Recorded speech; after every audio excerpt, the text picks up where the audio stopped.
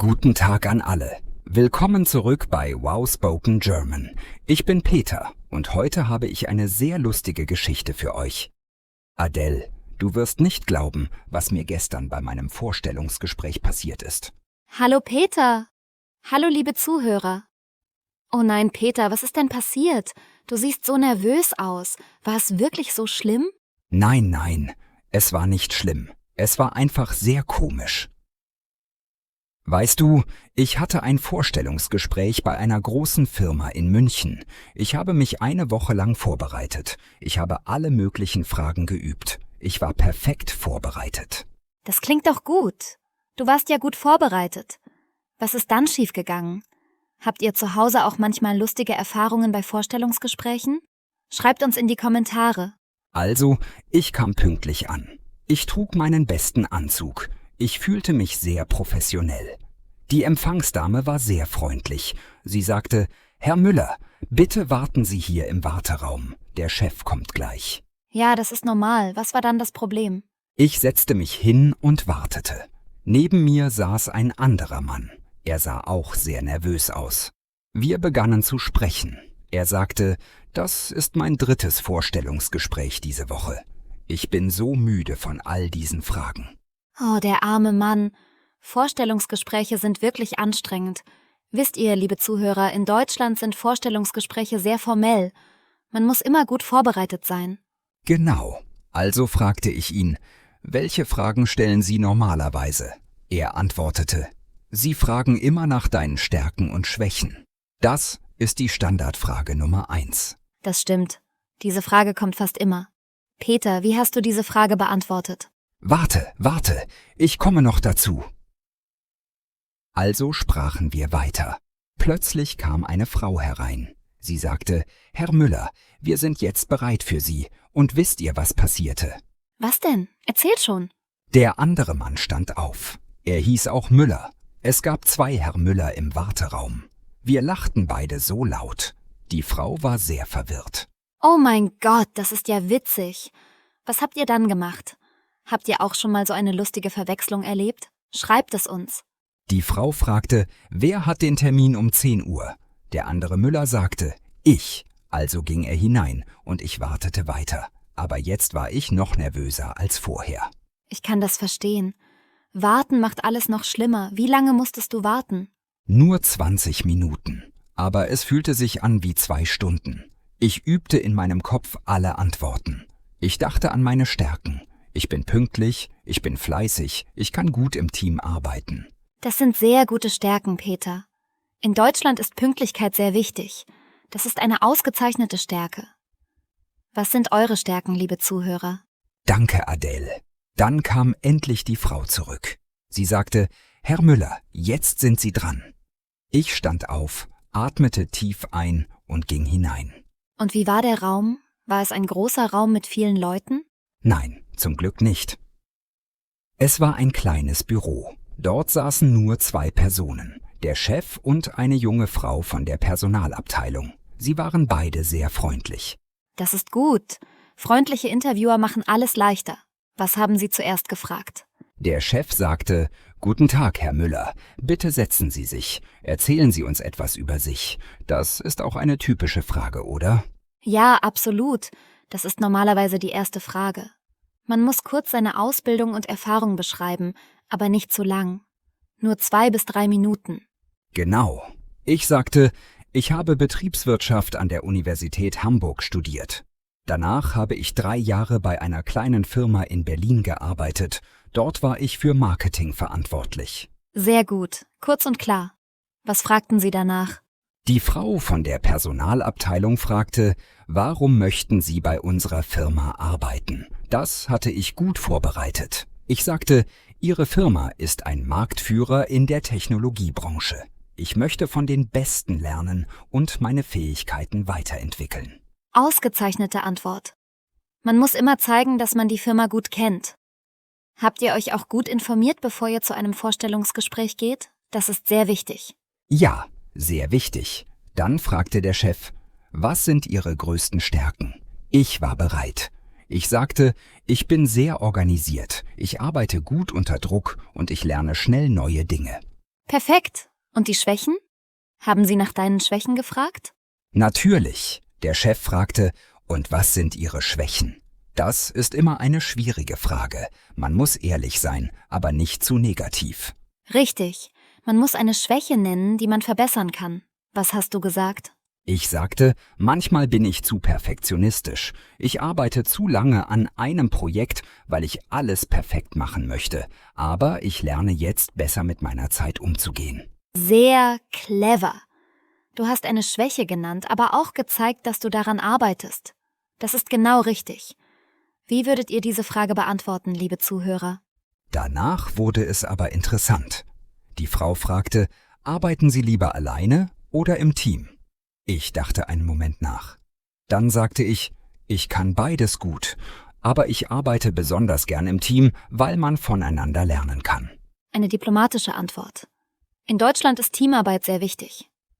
Aber Selbstständigkeit auch. Du hast beides erwähnt. Das war klug. Ja, ich war zufrieden mit meiner Antwort. Aber dann kam eine Frage, die ich nicht erwartet hatte. Der Chef fragte, wo sehen Sie sich in 5 Jahren? Oh, die berühmte 5-Jahre-Frage. Was hast du geantwortet? Diese Frage ist manchmal schwierig. Ich war kurz überrascht. Dann sagte ich, in 5 Jahren möchte ich eine Führungsposition in Ihrer Firma haben. Ich möchte Verantwortung übernehmen und ein Team leiten. Sehr ambitioniert. Das zeigt, dass du langfristig in der Firma bleiben möchtest. Das mögen Arbeitgeber. Was für Ziele habt ihr für eure Karriere, liebe Zuhörer? Dann fragten sie, haben Sie Erfahrung mit internationalen Projekten? Ich sagte, ja. Bei meiner letzten Firma habe ich mit Kollegen aus Frankreich und Italien zusammengearbeitet. Wir haben gemeinsam eine neue Marketingstrategie entwickelt. Internationale Erfahrung ist sehr wertvoll, besonders in großen Firmen. Sprichst du auch Fremdsprachen? Ja, ich spreche Englisch fließend und ein bisschen Französisch. Das habe ich natürlich auch erwähnt.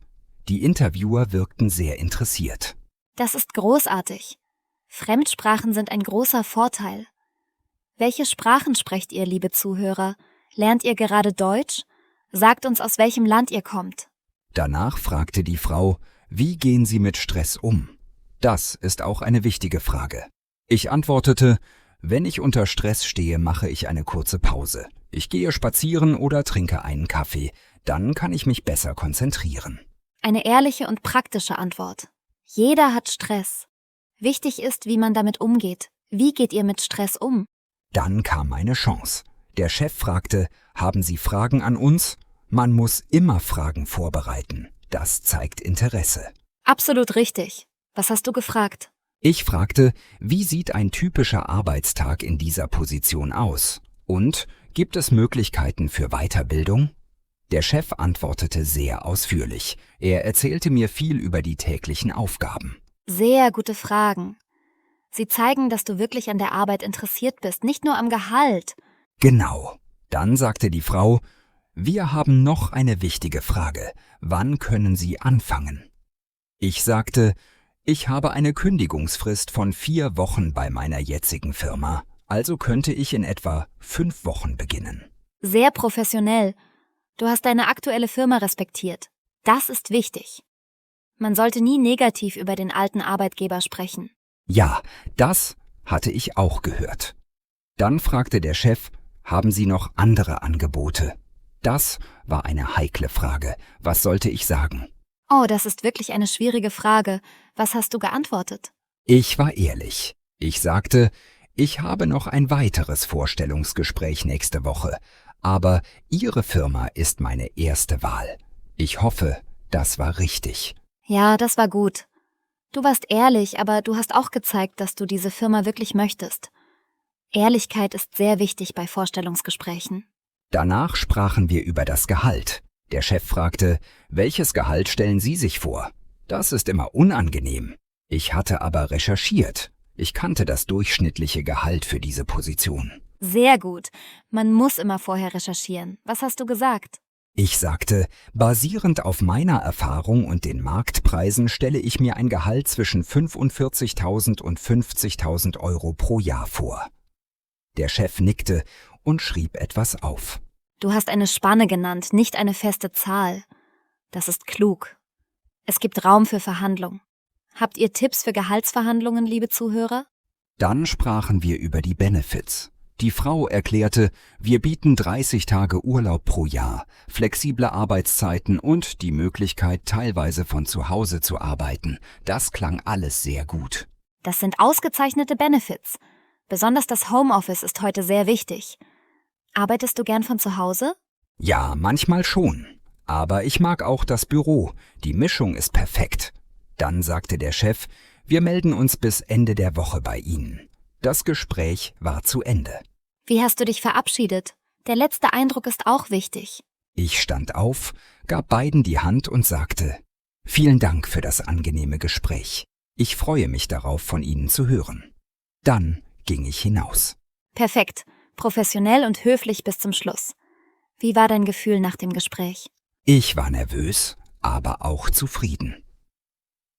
Ich dachte, ich habe mein Bestes gegeben. Aber dann, als ich nach Hause fuhr, fiel mir etwas Schreckliches ein. Oh nein, was denn? Hast du etwas Wichtiges vergessen? Ich hatte vergessen zu fragen, wie viele Kandidaten es gibt. Und ich hatte auch vergessen zu fragen, wann genau Sie eine Entscheidung treffen. Ich ärgerte mich so sehr über mich selbst. Ach Peter, das ist nicht so schlimm. Die wichtigsten Dinge hast du gefragt. Und sie haben gesagt, sie melden sich bis Ende der Woche. Das ist schon eine Information. Du hast recht, aber ich konnte nicht aufhören, darüber nachzudenken. Ich ging nach Hause und schrieb sofort eine E-Mail. Eine E-Mail? Was für eine E-Mail? Eine Dankesmail. Ich schrieb, sehr geehrter Herr Schmidt, vielen Dank für das interessante Gespräch heute.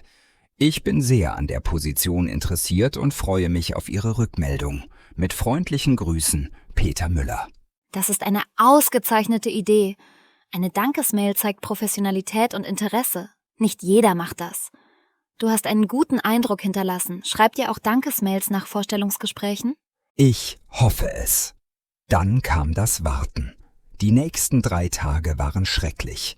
Jeden Morgen checkte ich meine E-Mails. Jeden Tag schaute ich auf mein Telefon. Nichts. Das Warten ist wirklich das Schlimmste. Man denkt die ganze Zeit darüber nach. Was hast du gemacht, um dich abzulenken? Ich versuchte mich mit anderen Dingen zu beschäftigen. Ich traf Freunde, ich ging ins Kino, aber ich konnte nicht aufhören, an das Vorstellungsgespräch zu denken. Das verstehe ich. Aber du hast versucht, dich abzulenken. Das ist wichtig. Man darf nicht nur zu Hause sitzen und warten. Am Donnerstagabend, also 3 Tage nach dem Gespräch, kam endlich eine E-Mail. Mein Herz klopfte so laut, ich hatte Angst, sie zu öffnen. Oh, wie spannend. Was stand in der E-Mail? Erzähl schon. Ich öffnete die E-Mail langsam. Sie begann mit: Sehr geehrter Herr Müller, vielen Dank für Ihr Interesse an unserer Firma. Mein Herz sank. Das klang nicht gut. Oh nein, warum nicht? Was stand weiter? Aber dann kam der nächste Satz. Wir freuen uns, Ihnen mitteilen zu können, dass Sie in die nächste Runde gekommen sind. Ich konnte es nicht glauben. Ich las es 3-mal. Das ist ja wunderbar. Herzlichen Glückwunsch, Peter. Es gibt also eine zweite Runde? Was steht noch in der E-Mail? Sie schrieben, wir möchten Sie zu einem zweiten Gespräch einladen. Dieses Mal treffen Sie das ganze Team. Bitte bringen Sie eine kurze Präsentation über ein erfolgreiches Projekt mit. Oh, eine Präsentation. Das ist eine neue Herausforderung. Bist du nervös? Ja, sehr. Aber ich bin auch aufgeregt. Ich habe schon angefangen, an der Präsentation zu arbeiten. Ich möchte über ein Marketingprojekt sprechen, das ich in Berlin geleitet habe. Das klingt perfekt. Du hast Erfahrung damit, das ist wichtig. Wie lange soll die Präsentation sein? Sie soll 10 Minuten dauern. Nicht zu lang, nicht zu kurz. Ich muss das Projekt erklären, die Herausforderungen beschreiben und die Ergebnisse zeigen. Sehr gut. 10 Minuten ist eine gute Länge. Du musst klar und strukturiert sprechen. Übe die Präsentation mehrmals. Habt ihr Tipps für Präsentationen bei Vorstellungsgesprächen, liebe Zuhörer? Ja, ich werde viel üben. Das zweite Gespräch ist nächste Woche Dienstag. Ich habe also noch Zeit, mich vorzubereiten. Das ist gut.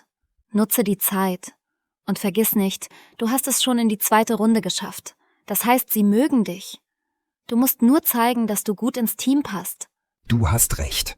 Ich bin optimistisch. Aber ich habe auch eine Frage. Was soll ich anziehen? Beim ersten Gespräch trug ich einen Anzug. Soll ich wieder einen Anzug tragen? Gute Frage. Für das zweite Gespräch ist ein Anzug immer eine sichere Wahl. Besonders wenn du das Team triffst und eine Präsentation hältst. Professionalität ist wichtig.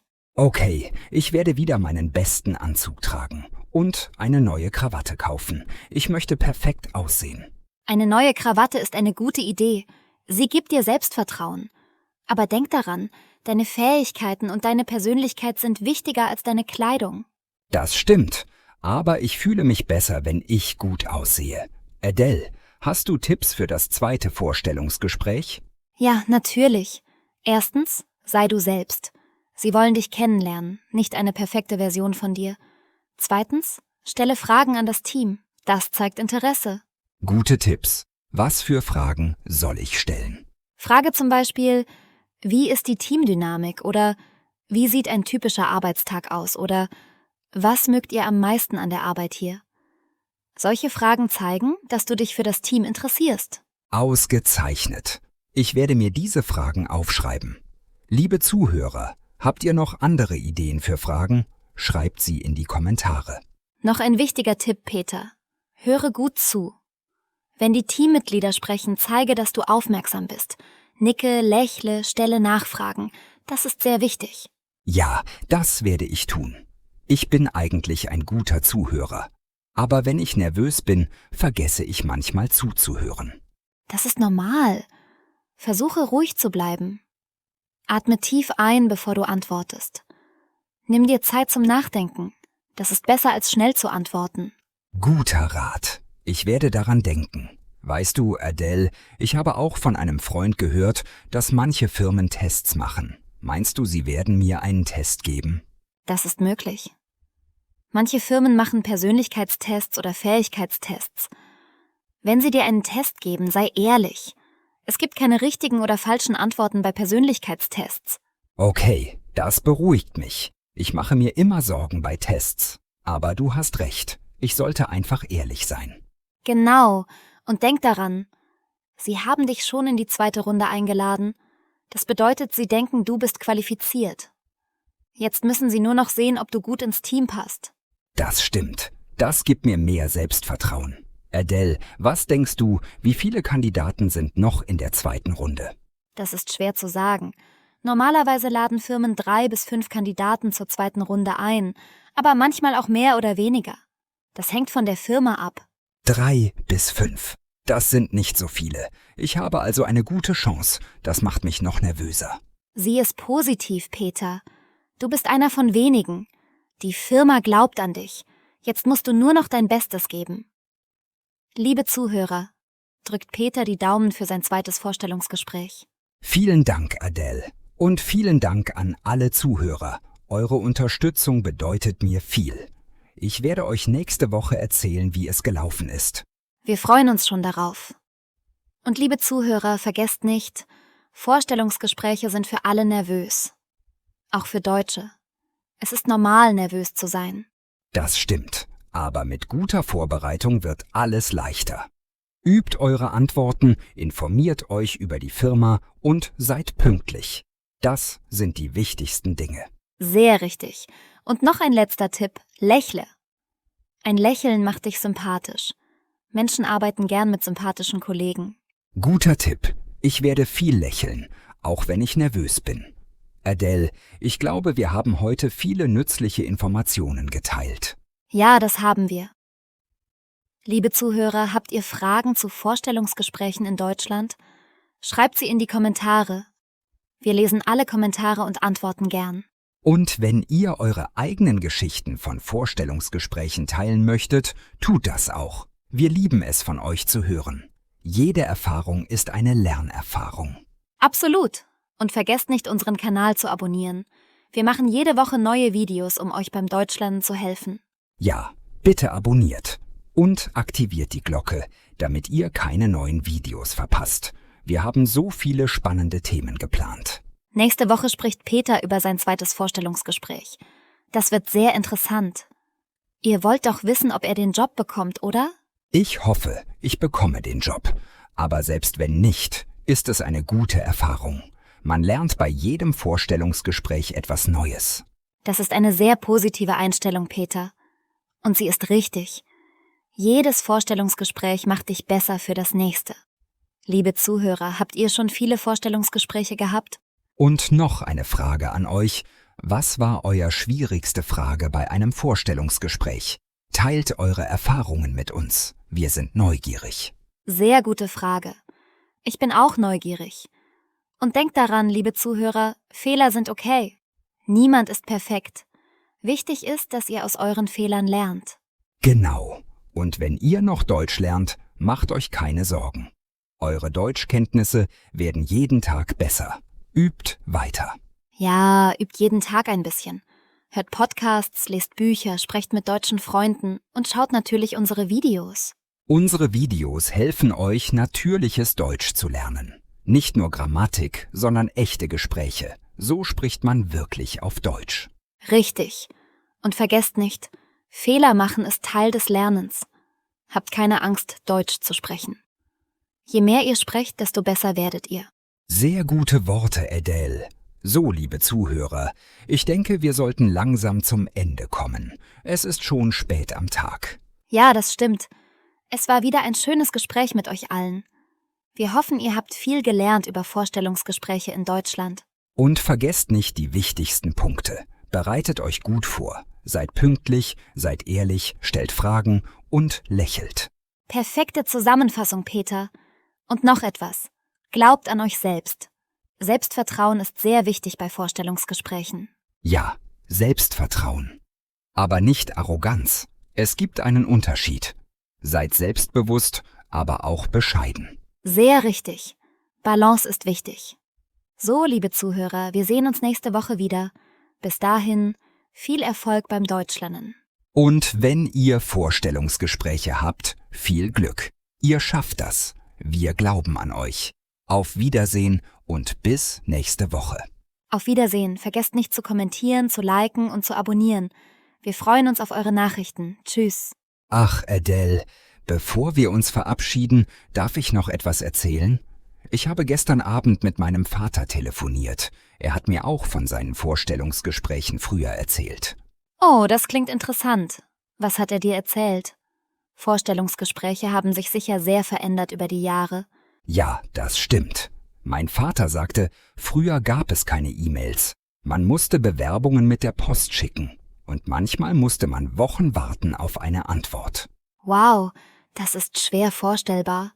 Heute bekommt man oft am selben Tag eine Antwort. Die Technologie hat alles so viel schneller gemacht. Genau. Und mein Vater erzählte mir auch, dass Vorstellungsgespräche viel formeller waren. Man musste sehr steif und professionell sein. Heute kann man etwas persönlicher sein.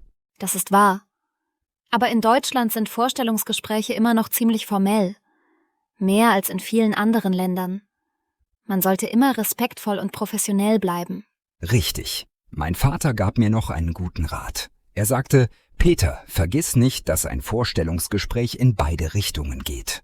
Du musst auch herausfinden, ob die Firma zu dir passt. Dein Vater ist sehr weise. Das ist ein ausgezeichneter Punkt. Viele Menschen denken nur daran, den Job zu bekommen, aber man muss auch überlegen, möchte ich wirklich hier arbeiten? Genau das sagte mein Vater auch. Er fragte mich, Peter, was ist dir wichtig bei einem Job? Ist es das Gehalt, die Arbeitszeiten, die Kollegen, die Aufgaben? Das sind sehr wichtige Fragen. Liebe Zuhörer, denkt auch darüber nach. Was ist euch wichtig bei einem Job? Geld ist wichtig, aber es ist nicht alles. Ich habe lange darüber nachgedacht. Für mich sind die Aufgaben am wichtigsten. Ich möchte interessante Projekte machen. Ich möchte lernen und wachsen. Das Gehalt ist natürlich auch wichtig, aber nicht das Wichtigste. Das ist eine sehr reife Einstellung, Peter. Wenn man Arbeit macht, die man liebt, ist man glücklicher. Und wenn man glücklich ist, arbeitet man besser. Genau. Mein Vater sagte auch noch etwas Interessantes. Er sagte, nach dem Vorstellungsgespräch solltest du dir Notizen machen. Schreib auf, was du gut gemacht hast und was du beim nächsten Mal besser machen kannst. Das ist ein fantastischer Tipp. Selbstreflexion ist sehr wichtig. So kann man sich verbessern. Habt ihr das schon mal gemacht, liebe Zuhörer? Notizen nach einem Vorstellungsgespräch? Ich habe es noch nie gemacht, aber nach meinem ersten Gespräch habe ich es versucht. Ich schrieb: Ich habe gut über meine Stärken gesprochen, aber ich hätte mehr Fragen stellen sollen. Siehst du, du lernst schon. Beim zweiten Gespräch wirst du mehr Fragen stellen. Das ist der Vorteil von Selbstreflexion. Ja, ich werde es tun. Adele, ich habe auch noch eine Sorge. Was ist, wenn ich beim zweiten Gespräch komplett andere Leute treffe? Soll ich alles wieder von vorne erzählen? Gute Frage. Normalerweise weißt du vorher, wer beim zweiten Gespräch dabei sein wird. Aber ja, du solltest bereit sein, deine Geschichte wieder zu erzählen. Vielleicht in kürzerer Form. Okay, das macht Sinn. Ich werde eine kurze Version meiner Geschichte vorbereiten. Vielleicht nur 2 Minuten statt 3. Genau. Und denk daran, die neuen Leute kennen dich nicht. Sie müssen auch verstehen, wer du bist und was du kannst. Sei geduldig und erkläre alles klar. Ich verstehe. Oh, und noch etwas. Was ist, wenn Sie mich bitten, etwas zu demonstrieren? Zum Beispiel, wie ich mit einem schwierigen Kunden umgehe. Das nennt man Rollenspiel. Manche Firmen machen das. Es ist eine gute Methode, um zu sehen, wie du in realen Situationen reagierst. Das macht mich sehr nervös. Ich bin nicht gut im Schauspielern. Wie soll ich mich darauf vorbereiten? Keine Sorge, Peter, es geht nicht ums Schauspielern. Es geht darum zu zeigen, wie du denkst und handelst. Bleib einfach natürlich und professionell. Okay, ich werde versuchen, ruhig zu bleiben. Vielleicht sollte ich mit einem Freund üben. Wir könnten verschiedene Szenarien durchspielen. Das ist eine ausgezeichnete Idee. Üben hilft immer. Besonders wenn man nervös ist. Je mehr du übst, desto selbstbewusster wirst du. Gut, ich werde das machen. Adele, hast du eigentlich auch Vorstellungsgespräche gehabt? Wie waren deine Erfahrungen?